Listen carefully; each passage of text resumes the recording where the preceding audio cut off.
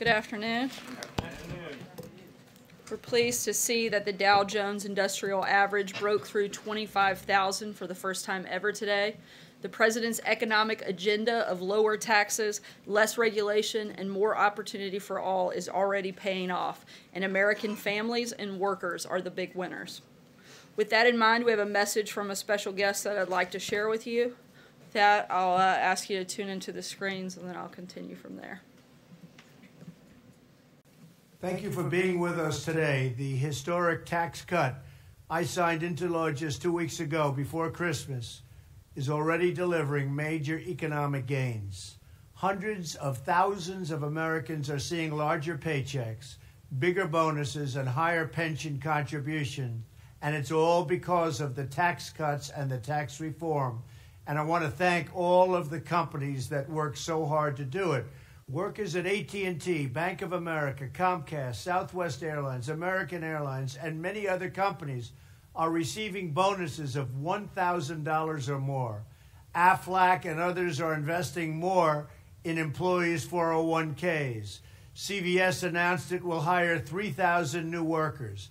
Boeing, another great company, is investing hundreds of millions of dollars in employee training and infrastructure.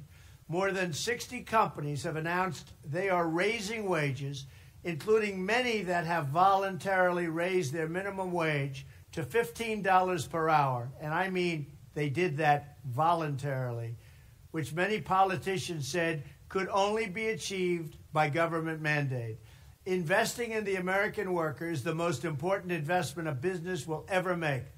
I want to thank all of these companies for putting their tax savings to the best possible use by creating more jobs and higher wages for the American family. These great results are just the beginning. When the dreams of the American people are unleashed, there is nothing, absolutely nothing we can't achieve. We are going to make America great again, and it's happening a lot faster than anyone thought possible. Thank you. Thank you, Mr. President. As he said, this is only the beginning, and we are excited to see the economic growth and optimism continue to soar in 2018. Earlier today, the President hosted Republican senators to talk about responsible immigration reform. He reiterated our view that any action on DACA must come with action on the President's immigration reform principles, which were released last year. These include a physical border wall on the southern border, interior enforcement, which includes more ICE and Border Patrol agents, as well as a crackdown on sanctuary cities, and reforms to our legal immigration system, like ending chain migration and the visa lottery program in favor of a merit-based immigration system. Next week, the President is inviting a bipartisan group of senators to the White House to discuss the next steps on responsible immigration reform and to continue that discussion. And with that, I'll take your questions. Jeff. Sarah, a follow-up on the Steve Bannon issue. Did White House staff, including Steve, have to sign non-disclosure agreements when they came to work at the White House? There's an ethics agreement. Beyond that, I can't get into any additional details. And does the President want to have Steve's support for anti-establishment political candidates going up into the midterm elections? The President wants all Americans' support. He hopes that every American in this country wants to see us do bigger and better things. That's his focus. He's not trying to single out the support from any one individual, but he wants to bring everybody together to move this country forward. That's what he campaigned on, and that's what we've done over the last year, and that's what we're going to continue to do for the next 7 years. Yeah. The White House has said there were false statements in this book. The President's lawyer has said there were libelous statements. Could you just give a few examples of things that have been said in this book that are false, that you would like to set the record straight on? I'm not going to go through every single page of the book, but there are numerous examples of falsehoods that take place in the book. I'll give you one just because it's really easy. The fact that there was a claim that the President didn't know who John Boehner was is pretty ridiculous, considering the majority of you have seen photos, and frankly, several of you have even tweeted out that the President not only knows him, but has played golf with him, tweeted about him. I mean, that's pretty simple and pretty basic. Ages of employees, which would be super easy to fact check, are wrong. Again, there are numerous mistakes, but I'm not going to waste my time or the country's time going page by page talking about a book that's complete fantasy and just full of tabloid gossip, because it's sad, pathetic, and our administration and our focus is going to be on moving the country forward. John? Thanks a lot, Sarah. I read the cease and desist letter that was sent by the president's lawyers to both Michael Wolff and Henry Holt, the publisher of his book, which seeks to stop the sale of his book. Did the president's lawyers share with the president the idea that this is a prior restraint and that prior restraints are generally unconstitutional? I'm not sure about specific details of the conversation between the president and his personal attorneys, but I would refer you to them for questions regarding that matter. Jordan? Does the president believe in the First Amendment? Does he believe in prior restraints such as the one that's contemplated here? The president absolutely believes in the First Amendment, but as we've said before, the president also believes in making sure that information is accurate before pushing it out as fact when it certainly and clearly is not. Jordan? What's the president's reaction to the growing number of suggestions, both in this book and in the media, that he's mentally unfit to serve as president? The same way we have when it's been asked before that it's disgraceful and laughable. If he was unfit, he probably wouldn't be sitting there and wouldn't have defeated the most qualified group of candidates the Republican Party has ever seen. This is an incredibly strong and good leader. That's why we've had such a successful 2017 and why we're going to continue to do great things as we move forward in this administration. John? Yeah, thank you, Sarah. Two questions. First, the book repeatedly says that candidate Trump, his family, and the top officials of the campaign did not believe he would be elected. It was the farthest from their mind. You said yesterday you believed in this candidate and felt he would win. Can you name anyone else who said at the time, on the eve of the election, they felt he would win, and did the president himself believe he would not win?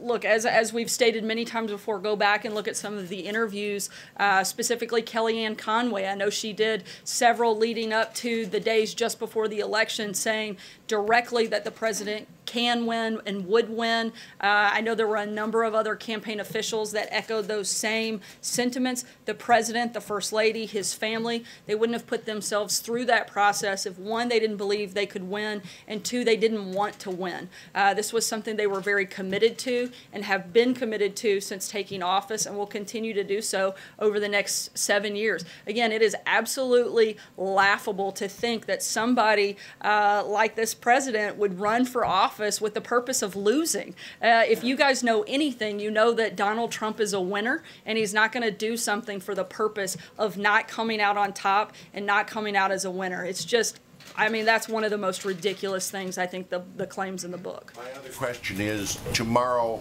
can we expect a major personnel change? And I particularly ask, is Gary Cohn going to stay where he is? I have no reason to know of any personnel change whatsoever. Gary has stated he's committed to being here.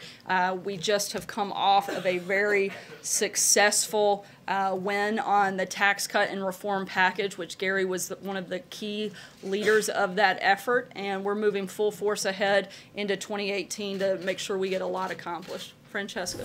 Thank you, Sarah. I wanted to follow up on something you said yesterday. The last time that the president spoke to Steve Bannon was early December, at least to your knowledge, you said. So that's one thing. But secondly, the president said today, I don't talk to Steve Bannon. I don't talk to him.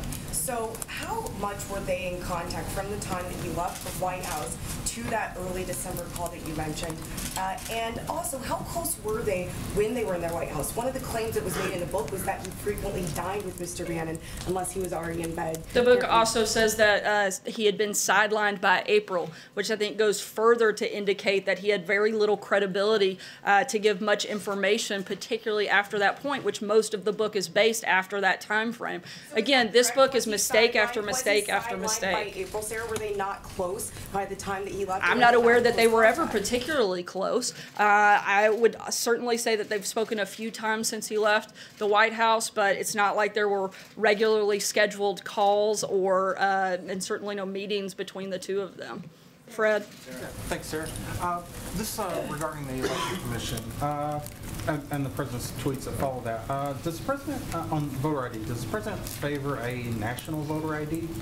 Look, we're still going to continue to review the best way forward. Just because the Election Commission is no longer in existence, we are going to send the preliminary findings from the Commission to the Department of Homeland Security and make determinations on the best way forward from that point. And on that, why the DHS instead of DOJ, which would seem to be more of an investigative body on this? That was the agency that was best determined by the administration, and we're moving forward and letting them take over the process. Trey? Thanks, Sarah. 2 questions for you. First, does President Trump see marijuana as a state's issue or a federal issue? The president believes in enforcing federal law. That would be his top priority, and that is regardless of what the topic is, whether it's marijuana or whether it's immigration. The president strongly believes that we should enforce federal law. The move that the Department of Justice has made, which my guess is what you're referencing, simply gives prosecutors the tools to take on large-scale distributors and enforce federal law. The president's position hasn't changed, but he does strongly believe that we have to enforce federal law. And without getting ahead of the president, the meeting this afternoon with the RNC chairwoman, do you imagine that they will be discussing a potential run by Mitt Romney in Utah? Is this something that the president would like to discuss with Mitt Romney's niece? Like you said, I'm not going to get ahead of a meeting that hasn't taken place and try to guess what may be discussed. And, you know, maybe we can follow up with that question at a later time. Ashley. Sarah, it's an incredibly high bar for a public figure to win a libel case, a public figure, especially like the president. So I was hoping you could explain why the president thinks it's an appropriate use of attention and resources to marshal both his West Wing and his legal team against the book's author, the book's publisher, and a former staffer. In terms of a legal argument, I would refer you to the president's attorneys, but in terms of the merits, I think it's pretty clear. I don't think we have been tiptoeing around our feelings on this. It's completely tabloid gossip full of false and fraudulent claims, and I would refer you to the president's attorneys on what that looks like in the court of law. Noah. Or Brian, sorry. Brian's slow today. Thank you, Sarah. Will the president go to court to stop the publication of this book? Again, that's something that I would refer you to the president's attorneys, but our position is very clear that we think it is full of false and fake information. The book's going to be published on Tuesday. I mean, how far is the president willing to go to prevent this book from being published? He certainly believes that it shouldn't be, but in terms of the legal process, I would have to refer you to his legal team on that front. Margaret. Go ahead. Sarah, I know we're talking a lot about Steve Bannon, but he's not the only person quoted in this book. Katie Walsh, who worked for this White House, was quoted on the record extensively. Who I believe has also put out a statement denying that those quotes are attributed to her. Is there any kind of action being taken by the White House against any of these individuals? Is there outreach to these individuals who are quoted to verify whether, in fact, they made these statements or not? You know, there are these reports that there are going to be perhaps implications for her potentially being pushed out of groups that work to help support the president from the outside. I'm not aware of any specific action being taken. I do know that she has come out and said that the quotes were not attributed to her, as have many other people that this has been, that they've been quoted in this book. Take them at their word and there won't be implications. Well, I absolutely, particularly people like Secretary Mnuchin, who has pushed back on this, and several others. I think you have to look also at this author's track record in which he's had a real problem with this in the past, and I think that that is something that has certainly laid a foundation for us to make the assumption that he is definitely, this is a practice that he is used to doing. And no further legal action against any of those individuals? Not that I'm aware of at this time. Kevin. Sarah, thanks. Just a couple.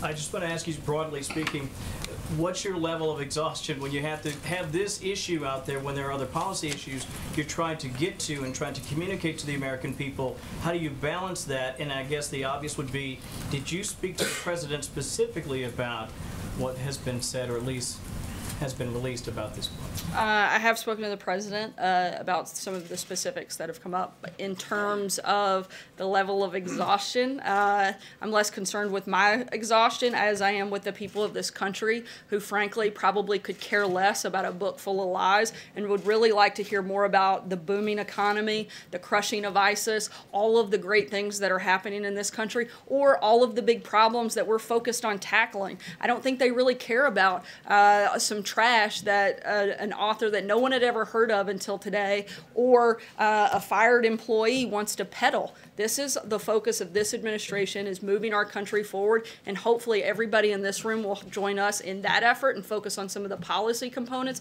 instead of some of the ridiculous lies that we have to spend all of our time in here focused on. If I can follow on immigration very quickly, is it your impression that something will be done vis-a-vis the wall, and there'll be a grand announcement of some sort that the president would like to make on that? Again, we'd like to make sure that we have responsible immigration reform, as I said at the front. We'd like to have a deal where we have DACA as well as those priorities and principles that we laid out last year met, and that's the reason that the president is inviting members from the Democrat Party to come over next week so that we can have that discussion and see if we can move the ball forward in that process. Kristen. Sarah, thank you. As a candidate, President Trump threatened some 20 lawsuits and followed through with 2 of them. So why should Steve Bannon and Michael Wolff be concerned? I think that regardless of whether or not there's a lawsuit, they should be concerned about peddling fake stories. They should be concerned about putting out information that's not true. They should be concerned about the fact that we're spending all of our time here focused on talking about this instead of things that people in this country care about. I think that's a really sad process, and I think that that should be everyone's concern. Is the president committed to following through with these lawsuits? I think that's a question you'd have to talk to his attorneys about, and whether or not that moves forward and what that looks like. Don't you just run the risk of increasing book sales, though, Sarah? Drawing more attention to this? I think you guys are the ones that are drawing the attention. Every question basically that I've been asked has to do with that. It's not like I came out here and read excerpts from the book, so I don't think that I can be responsible for the questions that you asked. In fact, if I tried to do that, I'm sure I would certainly be attacked for trying to, because I did that once and it didn't go over very well. Mike, go ahead. Is the cell phone ban a response to the revelations in this book? Absolutely not. That's a ridiculous characterization. This is about the security and the integrity of the technology systems here at the White House. This is something that has been in process and in the works for over 6 months, and we were making sure that all of the information and the ability for the government phones to increase their ability for other application so that we can comply with Presidential Records Act. That was a big piece of making sure that this was done. Now that that process is completed, we can move forward, and that'll start next week. Mike. Can you, how would you describe the president's relationship with the Mercer family? I'm sorry? The president's relationship with the Mercer family, how would you describe that? I believe it's good. I haven't heard otherwise, but I'm not aware of anything specific. You were eager to call on ESPN to fire one of its sportscasters for criticizing President Trump. It wasn't just criticizing, it was a little bit different than that. Well, should Breitbart part ways with Steve Bannon after these comments in these books? I certainly think that it's something they should look at and consider. Brian? Thanks. I'd like to drill down on something that Peter asked yesterday, and I profess my ignorance in this, but next week when he goes for his dumb smile, yeah. So I mean, if you want to call yourself ignorant, I am. I'm but not going to argue. When he goes for so enlighten me, make me smart. So next week when he goes to his physical, are there mental acuity tests that go along with that, or is it purely physical in nature? We'll discuss, as I said, when I announced that he was going to be doing the physical. We'll have a readout of that after that is completed, and we'll let you know at that time. The second question I have for you is, yesterday you said Steve Bannon was entitled to his own opinion, but not his own facts. This administration has said on many occasions that they are entitled to alternative facts. So how is that different with Steve Bannon? This administration has not said on numerous occasions that there are alternative facts. I know that there was one reference in which they were saying there's basically 2 sides to the story. I think that's very different than completely false information and an opinion. Dave. Sarah, thanks. The president said today that Steve Bannon changed his tune about him last night. Does the president feel that the cease and desist letter had the desired effect on Steve Bannon? I'm not sure what aspect made him change his tune, but I think that there was certainly a difference in some of the language that he used for this book versus the language that he used last night. A question on oil drilling, please. Rick Scott, the governor of Florida, is expressing concerns about the administration's new offshore oil drilling plan, which would allow, obviously, drilling on most coastal waters. Can the president afford to cross this important political ally, and what do you plan to say to Governor Scott about the whole plan? Our goal certainly isn't to cross Governor Scott. We have a great relationship with him. We're going to continue working with him on a number of issues. Just because we may differ on issues from time to time doesn't mean that we can't still have an incredibly strong and good relationship. We'll continue those conversations with him and hopefully all come to an agreement. I'll take one last question. Jim? You were calling the Michael Wolff book a book full of lies. Didn't this White House give Michael Wolff all the access that he wanted? Absolutely not. In fact, there are probably more than 30 requests for access to information from Michael Wolff that were repeatedly denied, including within that at least 24 requests of him asking to have an interview with the president, which he never did. He never discussed this book with the president. And to me, that would be the most important voice that you could have if you were looking to write a book about an individual, would be to have some time with him. He never did. He was repeatedly denied that, I think because we saw him for what he was, and there was no reason for us to waste the president of the United States' time. And frankly, since we were unable, I'll let you have one follow-up. Okay, I appreciate that. Should the letter from the president's lawyers aimed at Steve Bannon and aimed at the publisher be interpreted as a threat from the United States government, from this administration, to not publish this book? It's not from the United States government. It's from the president's personal attorney, and I think it is very clear what its purpose is. And there's nothing to add beyond that. If you have specifics on that, I would refer you to the president's attorneys. Thanks so much, guys.